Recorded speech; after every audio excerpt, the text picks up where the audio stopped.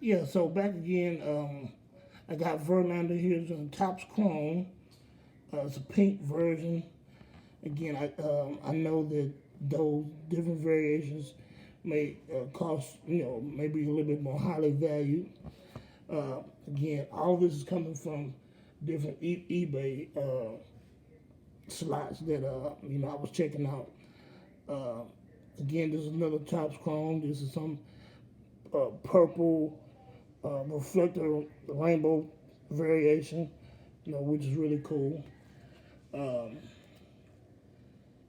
Allen and Ginter, I wasn't too familiar with their work, but I like it because it was like an old school throwback to like the 1920s, 1930s look. Again, and all of these were, within the last couple of years that he was with the Astros, 2017 up until last year. And this one here, I believe I've heard this called cracked ice. So this is like a blue cracked ice.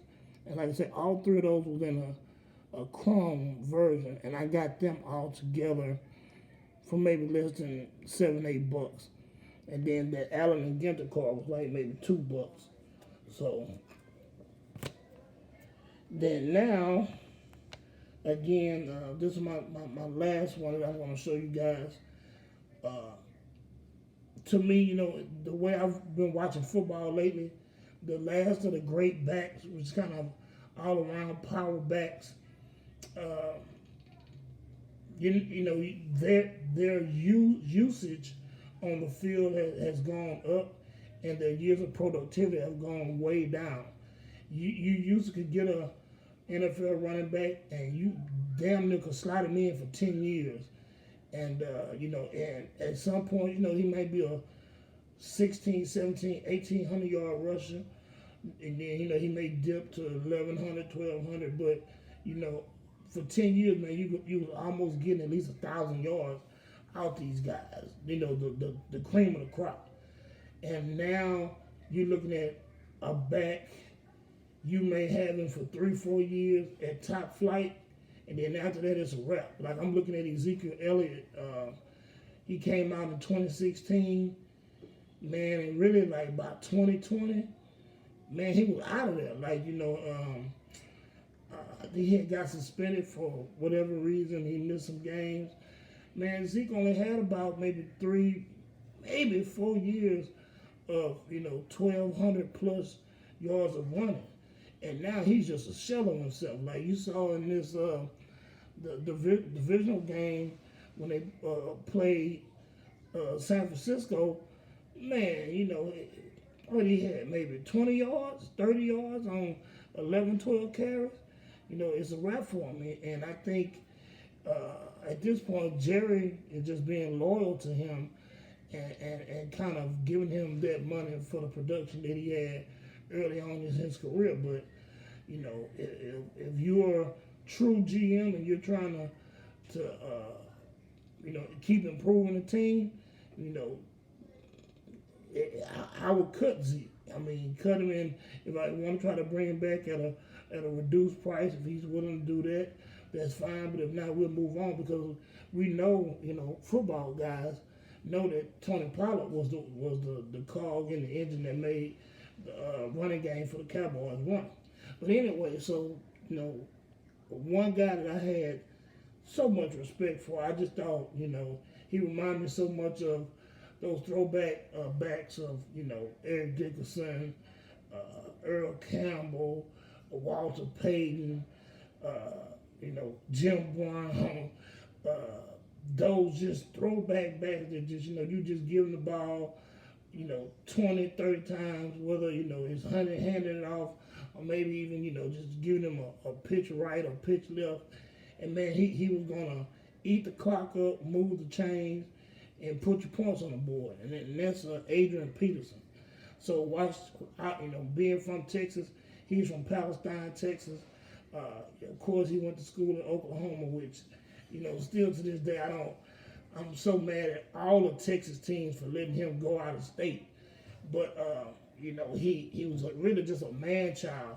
I remember them having conversations of him being quite possibly one of the few high schoolers who would make the jump, who could make the jump from NFL to pro.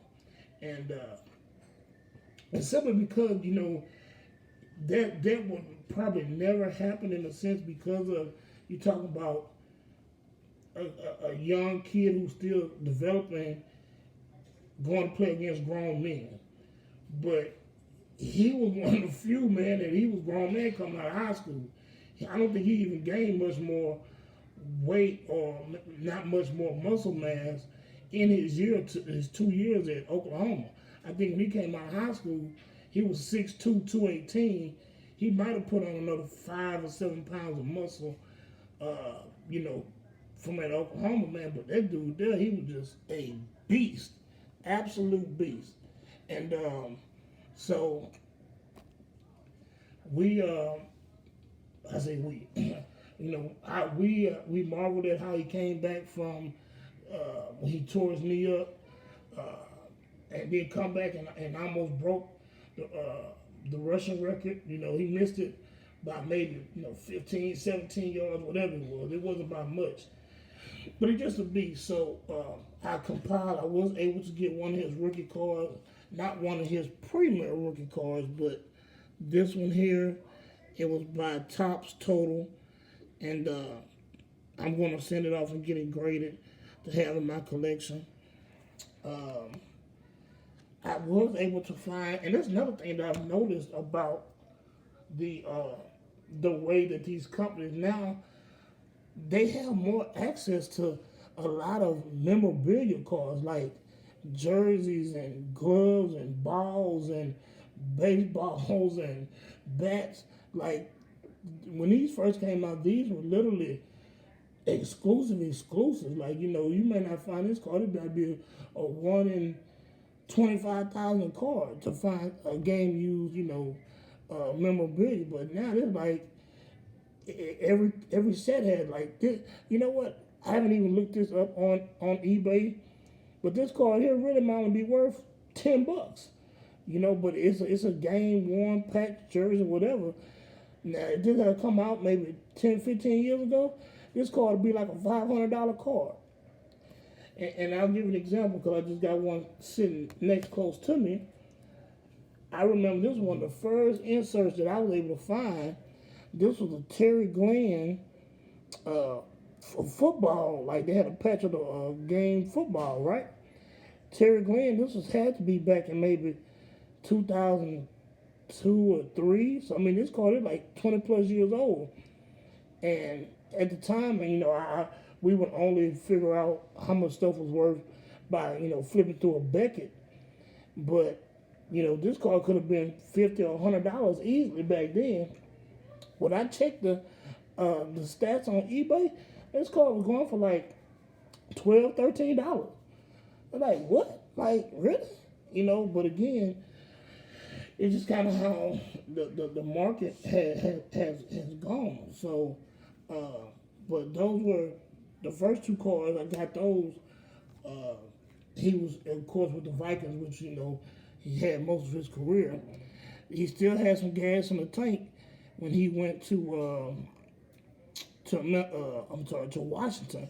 I think he had 1 or 2 more years where he had 1,000 yards. And when I saw this on eBay, it was at a good price. I know whoever probably slabbed the card probably, lost money because I got it for relatively cheap, being at a PSA 9. But, the card not being, an exclusive type card, totally Gridiron Kings, it probably was only worth maybe, $4 or $5 as a raw card. And then, whatever it cost to grade it, it was probably maybe $15, $20. But whoever it was, I know they, like I say, they didn't get their full value, especially for what I paid for it. So, so that's with him with the Redskins. Then I have a couple cards I found. He was at his stint with Detroit, and I think this was like maybe the last full season that he had in the league. and I really want to kind of complete a set of, the teams that he went to, because he also have cards where he played with Seattle and with Tennessee, and that may have been not the season that we're in, but last season. So I'm gonna get those and put into my collection. But I'm gonna, all these cards that I showed you that I had just got, I'm going to slab them. And I really, be honest with you, we are the slab kings. I just think that now the way everything is going with the value of the cards, if they have a value to you, or you want to try to resell them, even if you want to keep them in your collection, it's best to invest that extra money to go ahead and get them slabbed, so that way the way you handle the card, you won't damage it, and it'll forever be in a pristine look and in a nice case. These little cases that I have back here, you can see, these are some of my first forays into getting back into the game, and my next few send-offs to PSA, I'll show you what I ended. I did do some videos again of when I bought the product and I broke it, or opened them or whatnot. But I'm still trying to get that edited, because I actually recorded it on my little nice, my little nice camera, right? So I'm thinking I'm doing something real fancy, but it's a lot of editing that go with it. So I'm learning how to do the software and seeing other vloggers and collectors kind of have a little animation, and I got a long way to go to get my videos up to par. So as of right now, I'm just doing straight recording off of like my phone on my iPad, and just uploading it, because I want to get the content out there, and to build up some videos on my page. So if you like the content that I'm putting out, please don't hesitate to like the video and subscribe to it. Anybody else that is a collector and looking into do what we're doing, into what we're into, hey, just give me a shout out, maybe share my information. And but this is not only the thing about the only thing that we'll be doing with the cards and the slabbing. Again, we are the slab kings, and being from Houston, the term slab had another meaning for me, which came with the slab cards. So when you see my logo, it has a picture of a car that has a lot of decorative wheels and rims and whatnot on it. In future videos, I will be doing interviews with people from the slab culture who have these type of unique vehicles, and they'll be telling you their stories about how they came about their slab, how they pieced it together. Because really, man, they are a work of art. I mean, like to put one of those cars together from the beginning to the end, and the price that is tacked on to it, you'll be amazed about how much money is spent to make that car, look the way it looks. So again, we are the Slab Kings, man. I'm iWill 3. Thank you guys for taking time out to check my videos out. Again, like and subscribe the video, trying to get my subscribership up. And hey, man, you guys have a blessed day. Until next time, be good.